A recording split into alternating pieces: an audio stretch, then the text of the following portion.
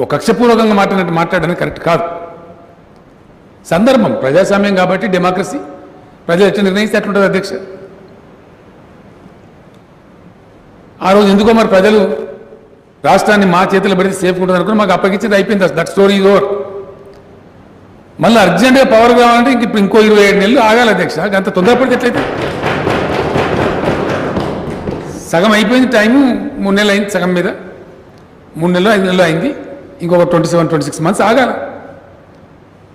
People will decide tomorrow మంచి ఏం చెడ్డేందని. ఎందుకంటున్నానంటే అధ్యక్ష నాకు కొంత ఇబ్బంది ఎక్కడ అనిపిస్తుందంటే, అమ్మ పెట్టదు అడుక్కొని తిననివ్వదు అన్నట్టున్నది వ్యవహారం. మీరున్నాడు మీరు చేయపుత్రి, మేము చేస్తే ఎటువంటి మాటలు వింటున్నాం బాధ కలిగే ఎక్కడంటే, బయట మాట్లాడతారు, హౌస్లో కూడా మాట్లాడతారు. అధ్యక్ష మేము 3 రకాలుగా చూసుకుంటున్నాం. ఒకటి పారిశ్రామిక విధానం తెచ్చినాం, టీఎస్ ఐపాస్. ఎంటైర్ వరల్డ్ ప్రపంచమే దాన్ని ప్రశంసిస్తూ ఉంది. కరెంటు బాగా చేసుకున్నాం, డెఫినెట్గా పాజిటివ్గా. ఇలా పవర్ సర్ప్లస్ స్టేట్ దిశగా అడుగులేస్తూ ఉన్నాం. ఆ సమస్య పరిష్కారం అయిపోయింది. ఇంకా తెలంగాణకు ఆ బాధ రాదు అధ్యక్ష. పవర్కి సంబంధించిన విషయంలో భవిష్యత్తులో ఎటువంటి డోకా ఉండదు. ఇక అసెంబ్లీ అంటే కౌన్సిల్ అంటే రాగానే కొన్ని ఇష్యూలు ఉంటుండే అధ్యక్ష, కొన్ని రొటీన్. అవన్నీ మేము స్విచ్ ఆఫ్ చేసినాం. అది పెద్ద బాధ ఉంది. ఇప్పుడు అదొక బాధ ఉంది. ఇష్యూల క్రైసిస్ ఉంది ఇప్పుడు అపోజిషన్. వరికంకులు తెచ్చుడు, ఎండిపోయిన చేనులు తెచ్చుడు, ఇవన్నీ ఫ్యాషన్ కింద ఉండేది. అసెంబ్లీ సమావేశం అనగానే కరెంటు లొల్లి, మంచినీళ్ళ లొల్లి, ఎరువులు లొల్లి, ఎరువుల దుకాణాలు కూడా చెప్పుల లైన్ ఉంటుండే అధ్యక్ష. చెప్పులు ఫోటోలు నా దగ్గర. విత్తనాలు దొరుకుతాయి లొల్లి, సబ్స్టేషన్ల కాడ లాఠీ ఛార్జీలు, ఇవన్నీ స్విచ్ ఆఫ్ అయిపోయినాయి ఒక దెబ్బతో. ఇప్పుడు సంత రాష్ట్రం మనకు వచ్చింది కాబట్టి మనం పరిపాలించుకుంటున్నాం కాబట్టి పోయింది. ఇంకొక ఏడాది అయితే ప్రపంచం మీద అసలు మంచినీళ్ళ బాధనే ఉండదు అధ్యక్ష. మిషన్ భగీరథ ఒకసారి కంప్లీట్ అయిపోతే ప్రతిపక్షం వాళ్ళకి ఆ సమస్య రానే రాదిగా, పర్మనెంట్ క్లోజ్ అవుతుంది. మంచినీళ్ళ బాధ అనేటువంటి విండో ఉండదు, ఇక అది కూడా పోతుంది. దీని తర్వాత అధ్యక్ష ఇరిగేషన్ ప్రాజెక్ట్స్, నీళ్లు రావాలి. తెలంగాణ గ్రామీణ ఆర్థిక వ్యవస్థ పరిపుష్టం కావాలంటే major input is water for irrigation. అది 1300 TMCలు మనకు అలాట్ చేసినట్టుగా లెక్కలు చెప్తున్నాయి సమైక్య రాష్ట్రంలో. దానికోసం పకడ్బందీ ప్రణాళిక వేసుకొని అద్భుతంగా ఇరిగేషన్ ప్రాజెక్టులు మొదలుపెట్టిన అధ్యక్ష. బ్రహ్మాండంగా టేకాఫ్ అయింది. బాధ కలిగేది ఎక్కడ అంటే, కాంగ్రెస్ పార్టీకి చెందినటువంటి కాంగ్రెస్ పార్టీ తరఫున పోటీ చేసి ఓడిపోయినటువంటి వాళ్ళు 35-36 కేసులు వేసిన అధ్యక్ష. కేసులు వేసే విధానం కూడా ఎట్లుంటుందండి, ప్రభుత్వానికి ఒక ఆదుర్దా ఉంటుంది. ఏదైనా ప్రాజెక్ట్ అంటే ఫాస్ట్గా రావాలా, నీళ్ళు తొందరగా వీలైన తొందరగా తెచ్చుకోవాలి ఉంటుంది. పర్యావరణం కోసం అనుమతులు అప్లై చేసి పనులు మొదలు పెడతారు అధ్యక్ష. అలా వ్యక్తుల స్వార్థమే ఉండదు, తొందరగా ప్రాజెక్ట్ కావాలి, ప్రజల స్వార్థం. కాంగ్రెస్ పార్టీ నాయకులు వేసే కేసులు ఎట్లుంటాయంటే అధ్యక్ష, టెక్నికల్ మ్యాటర్ తీసుకొని గ్రీన్ ట్రిబ్యునల్లో కేసేస్తారు అధ్యక్ష. అంటే కాంగ్రెస్ పార్టీ ప్రాజెక్టును అడ్డుకుంటున్నది అని స్పష్టంగా అర్థమవుతా ఉన్నది. దాంట్లో చాలా 100% క్లారిటీ ఉంది. లేకపోతే ఎందుకు పోతారంటే గ్రీన్ ట్రిబ్యునల్కు ఒక టెక్నికల్ అంశం మీద పోయి అడ్డుకుంటామంటే ఆపాలన ప్రయత్నం కాకపోతే ఏందది? ఇది రాష్ట్రాన్ని కాంక్షించి వాళ్ళు చేయాల్సిన పనేనా? ఇట్లా చేస్తారా? కానీ చేస్తున్నారు. అది ప్రజలకు అర్థమవుతా ఉంది. కానీ 600 అధ్యక్ష తమ ద్వారా గౌరవ సభ్యుల ద్వారా నేను ప్రజలకు హామీ ఇస్తా ఉన్నా, ఇరిగేషన్ ప్రాజెక్టులు చాలా విజయవంతంగా సక్సెస్ఫుల్గా పూర్తి చేస్తాం. దాన్ని ఆపలేరు, ఎవరు కూడా ఆపలేరు. ఈ స్టేల ద్వారా దీని ద్వారా దాని ద్వారా ఆపుతాం అనుకుంటే that can be a small speed breaker, కానీ మొత్తం ప్రాజెక్ట్ ఆగదు. అది జస్ట్ ఒక స్పీడ్ బ్రేకర్లా ఉంటుంది తప్ప ప్రాజెక్టులు ఆపలేరు. డెఫినెట్గా వాటిని పూర్తి చేస్తాం. అది మేజర్ ఇన్పుట్ అధ్యక్ష. ఎందుకంటే రైతు కులం లేదు, ఎవరికి భూమి ఉంటే వారు వ్యవసాయం చేస్తారు. కాబట్టి అది గ్రామీణ ఆర్థిక వ్యవస్థను పరిపుష్టం చేసే దిశలో మేము వేసిన మొట్టమొదటి స్టెప్పు. డెఫినెట్గా irrigation project, major irrigation complete చేస్తాం. 1 కోటి ఎకరాలకు నీళ్ళు ఇచ్చి చూపెడతాం షార్టెస్ట్ పాసిబుల్ టైంలో. రెండవది అధ్యక్ష, గ్రామీణ ఆర్థిక వ్యవస్థను పరిపుష్టం చేయడం అంటే ఊరికే మాటలు మాట్లాడింది గతంలో. మేము రియల్ స్పిరిట్లో వాస్తవాన్ని వాస్తవంగా పూర్తి స్థాయిలో అవగాహన చేసుకొని సంపూర్ణమైనటువంటి స్పష్టతతో మేము ముందుకు కదులుతా ఉన్నాం. మన రాష్ట్రంలో మన సోషల్ సెటప్ సామాజిక కూర్పు 90% అధ్యక్ష. ఇంతకుముందు నేను 85% అని చెప్తుంటే 90+ ఇంకా 90.75% ఎస్సీ ఎస్టీ బీసీ మైనార్టీ ప్రజలు ఉండే రాష్ట్రం. అగ్రకులాలు అనే వాళ్ళు ఉండేది ఓన్లీ 9.25% అధ్యక్ష ఈ తెలంగాణ రాష్ట్రంలో. జస్ట్ 9.25, 90.75. అందులో బీసీలు సగానికి సగం జనాభా ఉంటారు అధ్యక్ష. తమాషా ఏంటంటే వేరే రాష్ట్రాల్లో కొంచెం వేరే ఉంటుంది, మన దగ్గర వృత్తి పని వాళ్ళు అంటే మొత్తం బీసీల అధ్యక్ష. ఒక చెప్పులు కుట్టేది డప్పులు కొట్టేది ఒకటి మాత్రం మన దళిత సోదరులు స్వీకరించినారు ఆ వృత్తి. మిగిలింది మొత్తం వృత్తులు. వృత్తి పని వాళ్ళంటే 100% బీసీల అధ్యక్ష, ఇంకా వేరే కులపోలు లేరు. కొన్ని కులాలకి ఏ వృత్తి లేకుండా కూడా ఉంది. వాళ్ళు ఎవరు ఎట్లా అర్థం చేస్తున్నారని మేము అర్థం చేసుకున్నది ఏంటంటే అధ్యక్ష, తెలంగాణలో సంపద పెరగాలి, సంపద సృష్టించాలి. దీని ముందు ఒక్క మాట చెప్పాలి అధ్యక్ష, స్పష్టత వస్తుంది. వాస్తవానికి మనం కొత్త రాష్ట్రం కాబట్టి స్టార్టింగ్లో మనకు ప్రాతిపదిక లేదు. We had no basis to assess things. 15-16 ఆర్థిక సంవత్సరంతో ఒక మార్చి నుంచి మరొక మార్చి వరకు జరిగినటువంటి ప్రస్థానంలో మనకు ఒక ప్రాతిపదిక అని ఏర్పడ్డది. దేశంలో ఏర్పడ్డ తెలంగాణ అనే నూతన రాష్ట్రానికి 15-16 ఫైనాన్షియల్ ఇయర్ ఏదైతే ఉందో అదొక ప్రాతిపదిక, ఒక బేసిక్ ఏర్పడుతుంది. దాని తర్వాత కూడా మేము తొందర పల్లె అధ్యక్ష 6 నెలలు వేచి చూస్తాం. 2 క్వార్టర్స్ పూర్తిగా చూస్తే క్యారెక్టర్ ఆఫ్ ద స్టేట్ తెలుస్తుంది, ట్రెండ్ ఆఫ్ ద స్టేట్ తెలుస్తుంది. ఇది గ్రోయింగ్ స్టేటా, డిక్లైన్ అయ్యే స్టేటా, డెఫిసిట్ ఉంటుందా, సర్ప్లస్ ఉంటుందా అనేది మనకు అర్థమవుతుంది. 6 months నేను వేచి ఉన్న అధ్యక్ష, చాలా ఓపికతోని, చాలా గర్వంగా, చాలా సంతోషంగా ఈ మాట నేను ప్రకటిస్తా ఉన్నా. తమ ద్వారా గౌరవ సభ్యులకు తెలియజేస్తా ఉన్నా. 21% గ్రోత్ వచ్చి ఇండియాలోనే నంబర్ 1 స్టేట్ కింద ఉన్న అధ్యక్ష. 21% గ్రోత్ వచ్చింది అధ్యక్ష. ఆ గ్రోత్ దేనిలో వస్తుందంటే మన ఓన్ రెవెన్యూలో వస్తుంది. ఎస్ఓటిఆర్ రెండని పిలుస్తాం అధ్యక్ష. ఎస్ఓటిఆర్ అంటే state owned tax revenue, SOR అంటే నాన్ ట్యాక్స్ రెవెన్యూ. మళ్ళీ రెండు కలిపి కూడా స్టేట్ ఓన్డ్ రెవెన్యూ అంటాం అధ్యక్ష. ఈ ఎస్ఓఆర్లో స్టేట్ ఓన్డ్ రెవెన్యూలో 21% గ్రోత్ వచ్చింది. అదే సందర్భంలో కేంద్రం ప్రధానమంత్రి గారు నిర్ణయం తీసుకొని నోట్ల రద్దు చేసినారు. Probably I was the first person to speak to the prime minister. నేను ఢిల్లీకి వెళ్ళి వారిని కలిసి, వారు జపాన్ నుంచి రాగానే పోయి కలిసిన సందర్భంలో నేను చెప్పిన అధ్యక్ష వారికి, నేను 31 జిల్లాలు చేసుకున్నా, బ్రహ్మాండమైన రియల్ ఎస్టేట్ భూమి వచ్చింది, చాలా సంతోషంగా ఉంటుంది, నేను అద్భుతమైన పరుగు తీస్తూ ఉంది మా రాష్ట్రం, కొత్త రాష్ట్రం. ఆప్ మేరే టాంగ్ తోడ్ దియా అన్నాను. క్యా హోగా భయ్ మైకాయ్కు ఆప్కా టాంగ్ తోడ్ దియా అన్నాడు. అంటే స్పీడ్ పోయింది కదా నాకు రియల్ ఎస్టేట్లో, దాంట్లో మన స్టాంప్స్ అండ్ రిజిస్ట్రేషన్ వచ్చే ఆదాయం అంత బాయ్, ఏమైంది, ఎందుకైంది అని చెప్పిన. నేను ఇట్లా 21% గ్రోత్ వచ్చిందంటే వారు ఇట్లా కూర్చుంటే వారు కుడి పక్కన ఉండే సోఫాలు కూర్చున్న అధ్యక్షుడు. 21% గ్రోత్ వచ్చిందంటే పేపర్ తీసి వారికి ఇచ్చిన. ఆయన పెద్దగా నవ్వి బహుత్ ఖుషీకి బాతాయి, బహుత్ బదాయి అని చెప్పి నా భుజం మీద కొట్టినాడు అధ్యక్షుడు సంతోషంతో. ఈ ప్యాటెడ్ నా దగ్గర కూడా 11% దాటలేదు గుజరాత్లో. నీకు ఇంత వచ్చిందంటే నువ్వు తెలంగాణ కోసం కొట్లాడిన రైటే, నిజంగానే మీకు ఆదాయం ఉంది, మీరు బాగుపడతారని చెప్పి అతను నన్ను అభినందించిన అధ్యక్ష. నోట్ల రద్దు జరిగినప్పటికి కూడా ఒక స్టాంప్స్ అండ్ రిజిస్ట్రేషన్లో కొంత, మోటార్ వెహికల్ దానిలో కొంచెం మనకు తగ్గింది తప్ప మిగతా రెవెన్యూస్ తగ్గలేదు. స్టీప్గా ఉన్నాం, సంతోషంగా ఉన్నాం. అంత అద్భుతమైన గ్రోత్ ఉంది తెలంగాణకి. ఆ గ్రోత్ చూసుకున్న తర్వాత మేము ఒక ఎజెండా ఖరారు చేసుకున్నాం అధ్యక్ష. ఇప్పుడు ఏం జరగాలి? ఎస్, ప్రయాణం ప్రారంభమైంది.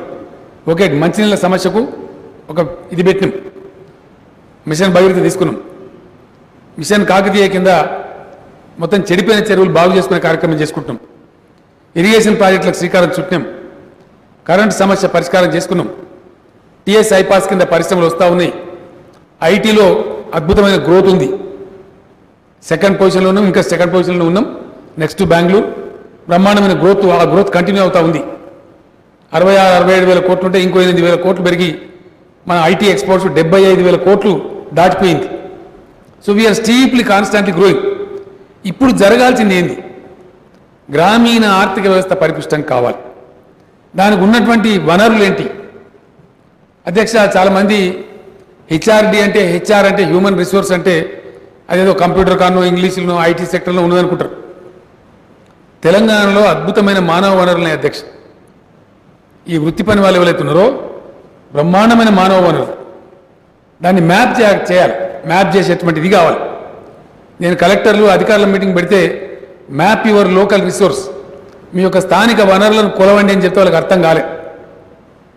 మానవ వనరులు అద్భుతమైనటువంటి సంపద అధ్యక్ష. ప్రకృతితో భగవంతుడు మనకిచ్చే సంపదలో అన్నిటిని మించిన అమూల్యమైన సంపదనే మానవ సంపద. ఆ మానవులలో స్కిల్ వచ్చిన వాళ్ళు ఉంటారు. ఇలా మనం చాలా వింటున్నాం, స్కిల్ డెవలప్మెంట్ అనే మాట వింటున్నాం. ఆల్రెడీ డెవలప్డ్ స్కిల్ ఉంది అధ్యక్ష. తెలంగాణలో 30 లక్షల మంది యాదవ సోదరులు ఉన్నారు. అద్భుతమైన సంపద వాళ్ళు సృష్టించగలుగుతారు, వాళ్ళకి నైపుణ్యం ఉంది. 40 లక్షల మంది మత్స్యకారులు అధ్యక్ష. ముదిరాజులు, గంగపుత్రులు, బెస్తవాళ్ళు కలుస్తారు. మత్స్య పరిశ్రమ చాలా బ్రహ్మాండమైన పరిశ్రమ చేయవచ్చు అధ్యక్ష. ఆ వైపు పని ప్రారంభించాలని చెప్పి స్టార్ట్ చేసినాం అధ్యక్ష. దాంట్లో స్కీమ్ పెట్టినాం. 2 సంవత్సరాలలో 4 లక్షల యాదవుల కుటుంబాలకు 88 లక్షల గొర్రెలు తెచ్చి బయటి రాష్ట్రాల నుంచి తెచ్చి వాళ్ళకి ఇవ్వాలని నిర్ణయించినాం అధ్యక్ష. దాని పరిణామం ఎట్లుంటుందంటే, వాళ్ళకి తెచ్చి ఇస్తే చాలా అధ్యక్ష, అద్భుతంగా వాళ్ళు పెంచుతారు. ఆ నైపుణ్యం వాళ్ళకు ఉన్నది. గ్రామాలలో షబ్బీర్ అలీ గారు కూడా తెలుసు, గ్రామాలలో రైతులు ఇంట్లో ఆడపిల్ల పుడితే ఒక 5, 6, 10 గొర్రెలు కొని పాలకి ఇచ్చేస్తారు అధ్యక్ష యాదవ్ సోదరులు. అమ్మాయి పెళ్లికి వచ్చే వరకు ఒక 20-30 కావాలి, కార్యాన్ని మనకు వస్తాయని ఇస్తారు.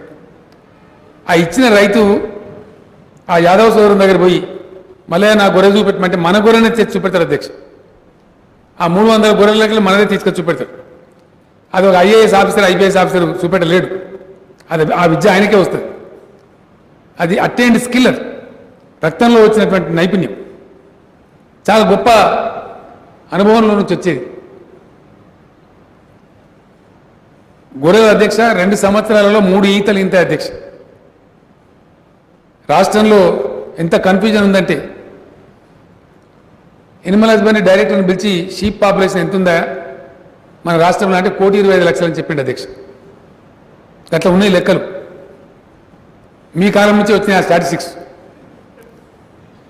ఎస్కేఎస్ తీసిన అధ్యక్ష, సమగ్ర కుటుంబ సర్వేలు తీస్తే వాస్తవంగా ఉన్న గొర్రెలు 44 లక్షల అధ్యక్ష. గ్రౌండ్ మీద మన అధికారులు పోయి తెచ్చిన లెక్క 44 లక్షలు అయితే, ఆయన చెప్పేది మటుకు పాత ఆంధ్రప్రదేశ్ స్టాటిస్టిక్స్కి వెళ్ళి తీసి 1,25,00,000 గొర్రెలు నేను చెప్తాను. దాన్ని ఇప్పుడు 50 లక్షలుగా తీసుకున్నాం అధ్యక్ష. బ్రీడ్ అయితే ఉంటుంది కాబట్టి 50 lakhs ఫిగర్ తీసుకుంటే ఇంకొక 88 లక్షలు మనం కొనిస్తున్నాం. 1,33,00,000 అయితే అధ్యక్ష. 2 years on completion of 2 years multiply అయిపోయి 4.5 కోట్ల గొర్రెలు అయితే అధ్యక్ష. 4.5 కోట్ల గొర్రెలకు ఉత్తగానే చెప్తలేము సభ్యురాలు గారు. దీనికి అంతా తయారు చేసిన 6 నెలల నుంచి పనిచేస్తున్నాం దీని మీద. నిన్న టీవీలో వస్తే, నిన్న ఇయ్యాల పేపర్లో వస్తే మీరు ఇయ్యాలనుకుంటారు, కానీ కాదు. లాస్ట్ 6 నెలల నుంచి జరుగుతాం దీని మీద పని. 276 మంది వెటర్నరీ గ్రాడ్యుయేట్స్ రిక్రూట్ చేసిన అధ్యక్ష. 1,100 మంది డాక్టర్లను ఇప్పుడు 1,100 సెంటర్స్ పెడుతున్నాం. గొర్రెలు ఇచ్చి వరకునే ఊరుకొని ఉండదు ప్రభుత్వం. ఈరోజు ఇంకా ఒక 60-70 మంది పిల్లలు రోస్టర్లో ఫిట్ కాలేదు అధ్యక్ష. వాళ్ళని కూడా తీసుకోమని చెప్పినాం. తెలంగాణ స్టేట్లో వెటర్నరీ డాక్టర్ పాస్ అయిన వాడు ఒక్కడు కూడా ఖాళీ లేదండి. 100% పనిచేస్తా ఉన్నారు ప్రభుత్వంలో. There is no veterinary doctor vacant లేదు. ఇప్పుడు మందుల సంఖ్య పెంచుతా ఉన్నాం. ఆ నట్టల మందు అవి చావకుండా ఉండడానికి కావాల్సినటువంటి గొప్పతనం ఏంటంటే తెలంగాణ రాష్ట్రంలో మన దగ్గరనే రీసెర్చ్ సెంటర్ ఉంది అధ్యక్ష.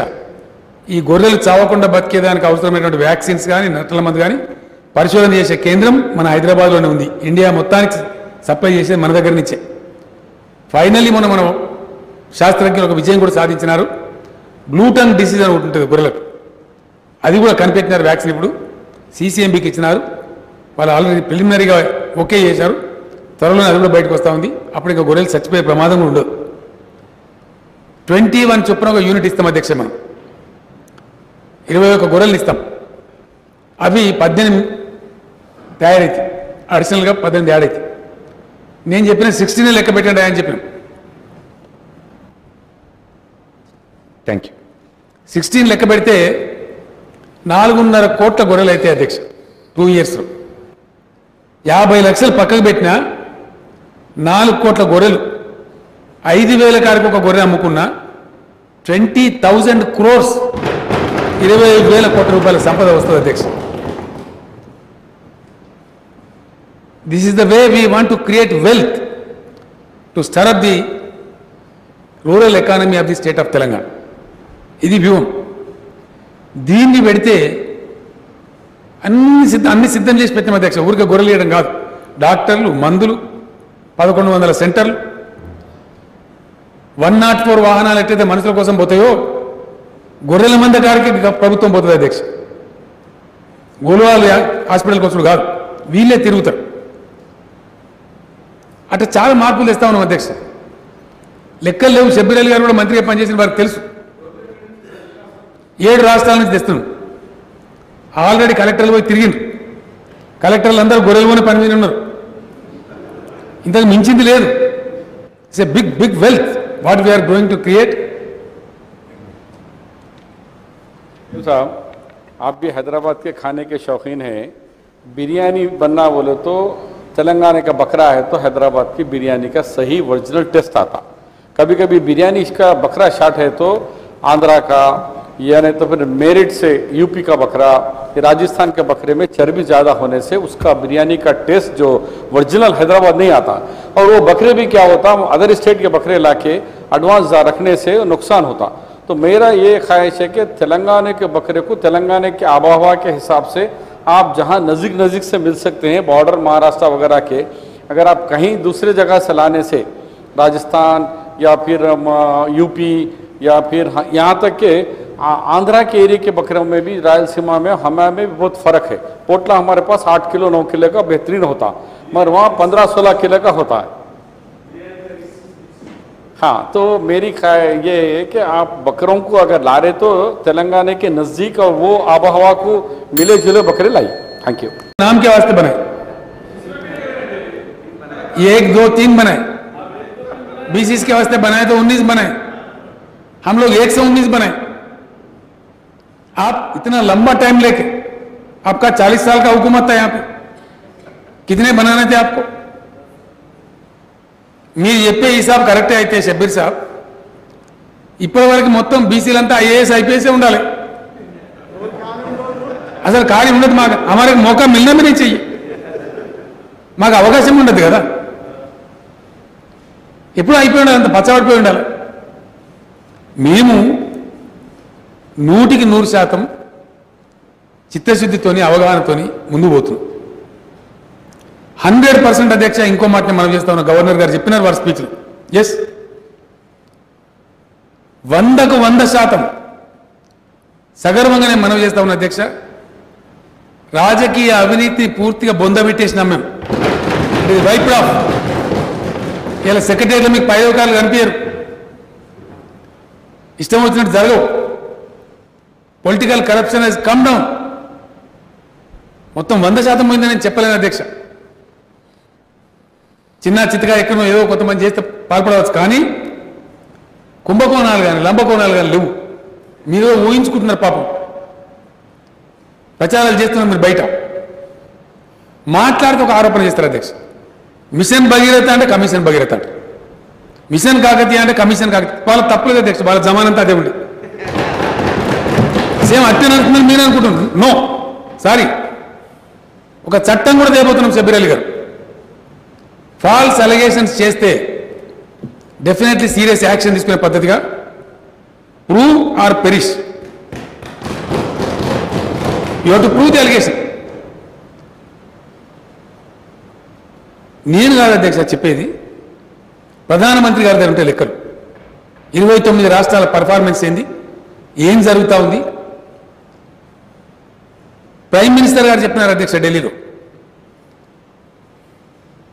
గవర్నమెంట్ అంటే తెలంగాణ గవర్నమెంట్లా ఉండాలి, నిబద్ధత ఉండాలి. 6,000 మెగావాట్ల పవర్ జనరేషన్ ఇచ్చినాం అధ్యక్ష. ఎవరికి ఇచ్చినాం అధ్యక్ష? మేము ఒక ప్రభుత్వ రంగ సంస్థకి ఇచ్చినాం, BHELకి ఇచ్చినాం. చాలా భయంకరమైన ఒత్తిడి పెట్టినారు నా మీద ప్రైవేట్ వాళ్ళు. చివరికి ఎల్ఎన్టీ లాంటి సంస్థ కూడా అడిగింది మాకు ఇవ్వాలని. ఐ సెడ్ నో, ఇయ్యం, సమస్య లేదని చెప్పినాం. దాని మీద ప్రధానమంత్రి గారు వారికి అందినటువంటి గూఢచార నివేదికలు చూసి ఇవాళ ఉండే పరిస్థితులలో ఆ రాష్ట్ర ముఖ్యమంత్రి పార్టీ అధ్యక్షుడు కూడా వాళ్ళు సంపాదించాలనుకుంటే 2-3 వేల కోట్లు సంపాదించే అవకాశం ఉన్నా ప్రైవేట్ వాళ్ళకి ఇవ్వకుండా చిత్తశుద్ధితో ఇలా BHELకి ఇచ్చినారని చెప్పి అభినందించేసిన అధ్యక్ష. అవినీతి పాల్పడే అవకాశం ఉంటుంది, but we are not doing so. ఎవరు కూడా 1000 ఏళ్ళు బతకదని రాలేదు అధ్యక్ష. చాలా కష్టపడి తెచ్చుకున్నాం ఈ రాష్ట్రాన్ని, ఊరికే రాలే. కాబట్టి ఇది ఖచ్చితంగా ఇష్టపడి డెవలప్ కావాలి.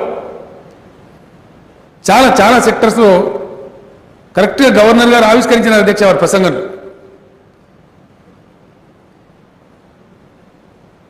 అధ్యక్ష, నేను నిన్న ఒక మాట చెప్పిన, మీరు ఊహాజనితమైనటువంటి మాటలు తప్ప ఒక్క వర్డు గవర్నర్ ప్రసంగంలో, ఎస్ మేము అప్రూవ్ చేసామండి, క్యాబినెట్ అప్రూవ్ చేసినాం, విను, ఒక సెంటెన్స్ కూడా ఫాల్స్ కనుక ఉన్నట్టయితే 5 నిమిషాలని రాజీనామా వేస్తా అని చెప్పిన అధ్యక్ష. నేను ఇంకో మాట చెప్తున్నా సభ్యురాలు గారు, మాకు ఏం కర్మ అండి, అబద్ధం చెప్పే అవసరం మాకు ఏముందండి?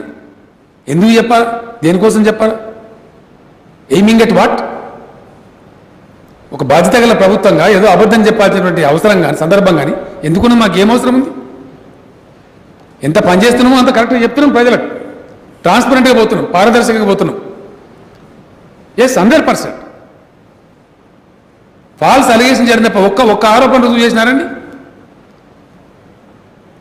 ఒకటన్నా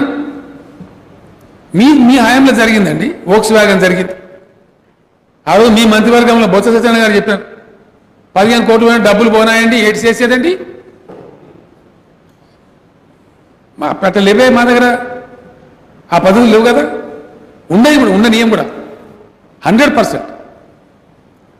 సింగిల్ అలిగేషన్ ప్రూవ్ చేసిన అధ్యక్ష క్షణం మీద వెళ్ళిపోతాం బయటికి. పొలిటికల్ కరప్షన్, ఎస్ చెప్పినాం చాలా సీరియస్గా. ఎన్ని తీసేసుకున్నాం అధ్యక్ష? ఇల్లు సెలక్షన్, పేదవాళ్ళకి ఇల్లు సెలక్షన్ మీ కాలంలో మీరు పెట్టుకున్నారు, మేము పెట్టుకోలేదు. మా ఎమ్మెల్యేలకు మేము ధన్యవాదాలు చెప్తా ఉన్నాం. Including chief ministers constituency revenue అధికారుల బృందం ఫైనల్ చేస్తుంది లబ్ధిదారుల జాబితాగానే మేము పెట్టుకోలేదు. ఎమ్మెల్యే విలేజ్ సెలెక్ట్ చేస్తారు, మండలం సెలెక్ట్ చేస్తారు, బట్ బెనిఫిషియరీని మేము సెలెక్ట్ చేస్తలేమండి. నిన్నగాక మొన్న ఆర్డర్స్ ఇచ్చిన అధ్యక్షని 4300 ఎన్నో అంగన్వాడీ టీచర్ల ఖాళీలని అంటే రిక్రూట్ చేయమని చెప్పినాం. గతంలో మీరు చేసినారు, ఎమ్మెల్యేలు చేసినారు, ఎమ్మెల్యే చైర్మన్ కూడా రిక్రూట్ చేసినారు, అనేక లంచాలు తీసుకున్నారు. ఆ రోజు ఈరోజు జిల్లా కలెక్టర్ ఆధ్వర్యంలో టీం పెట్టి వాళ్ళని చేయమని చెప్పినాం అధ్యక్ష. అధ్యక్ష, సభ్యురాలు గారు మీరు నమ్మలేరు, నేను సత్యం చెప్తా ఉన్నా, మీరు గమనించాలని కోరుతా ఉన్నా, మిమ్మల్ని రిక్వెస్ట్ చేస్తా ఉన్నాను. మేము పాత గవర్నమెంట్ పద్ధతిలో లేమండి. టీఎస్ ఐపాస్ అని నేను అంటాను కూడా, తమాషా అంటలేను, అలవక అంటలేను, 100% తెలిసి అథారిటీగా చెప్తా ఉన్నాను. 15 days లోపల అనుమతులు ఇస్తామని చెప్తే నేనే ఆశ్చర్యపోతా అధ్యక్ష. కొన్ని సందర్భాల్లో నాకే ఆశ్చర్యం కలుగుతుంది. మేము ఎక్కడి నుంచో సర్వలోకం నుంచి తేలే అధికారులను, అదే అధికారులు, అదే టీమ్స్, వాళ్ళతో పాటు పనిచేసిన వాళ్ళే మాతో పనిచేస్తా ఉన్నారు కదా. వితౌట్ ఫెయిల్ దాదాపు 3000 సంస్థలకు 15 days 3500 సంస్థలకు డెఫినెట్లీ వితౌట్ ఫెయిల్ 15 days లోపల క్లియరెన్స్ ఇచ్చాం అధ్యక్ష. అధ్యక్ష, మైక్రోమాక్స్ అనే ఒక సంస్థ మెసేజ్ పెట్టిండు, ఓపెన్ పెట్టి వాట్సాప్లో పెట్టిండు. ఉత్తరాఖండ్ రాష్ట్రంలో కూడా సింగిల్ విండో ఉంది. అక్కడ కాంగ్రెస్ ప్రభుత్వం ఉంది అధ్యక్ష. సింగిల్ విండో ఉంది. వీళ్ళు ఇస్తారేమో తొందరగా పోయి అప్లై చేసినాం. కానీ అక్కడ ప్రొడక్షన్లోకి రావడానికి వర్క్ స్టార్ట్ అయ్యి పేరెంట్స్ వచ్చి ప్రొడక్షన్లోకి రావడానికి 2.5 సంవత్సరాలు పట్టింది. ఇక్కడ 3 నెలల్లో మేము ప్రొడక్షన్లోకి వచ్చినాం. ఎవరికి ఒక నయా పైసా ఇవ్వలేదు. వాళ్ళే పెట్టారు అధ్యక్ష. ఒక నయా పైసా కూడా ఇక్కడ లంచం ఇవ్వకుండా ప్రభుత్వ కార్యాలయాల చుట్టూ తిరగకుండా మాకు వచ్చిందని చెప్పినారు. మైక్రోమాక్స్ అనే కంపెనీ పెట్టిన మెసేజ్ మీకు కూడా పంపిస్తాను. ఏమని మెసేజ్ పెట్టినది. It is a fact. It is going ahead. ఇవాళ ఎవరైతే ఇక్కడ తెలంగాణలో పరిశ్రమ స్థాపిస్తున్నారో వాళ్ళే మా అంబాసిడర్స్. వాళ్ళే చెప్తున్నారు ప్రపంచం అంతా. ప్రైమ్ మినిస్టర్ గారు నన్ను అభినందించిన అధ్యక్ష నేను పోయినప్పుడు. बहुत से लोग बोल रहे राव साहब मैं आपको अभिनंदन दे रहा हूं చెప్పి ప్రధానమంత్రి గారు స్వయంగా చెప్పినారు అధ్యక్ష. ఇది మాకు మేము చెప్తున్నది కాదు. మేము ఇచ్చిన ఫ్యాక్టరీలు మీకు లిస్టు పంపిస్తాం. మీరు పోయి రండి. 42-43 వేల మంది పిల్లలకు ఉద్యోగాలు దొరికినాయి. నేను చెప్పే వాస్తవమా కాదా? I request the industries minister to send a list to all the honourable members.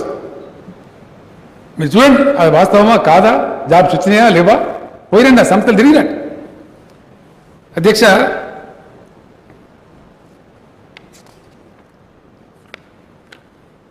చాలా విషయాలు చెప్పవలసింది అధ్యక్ష.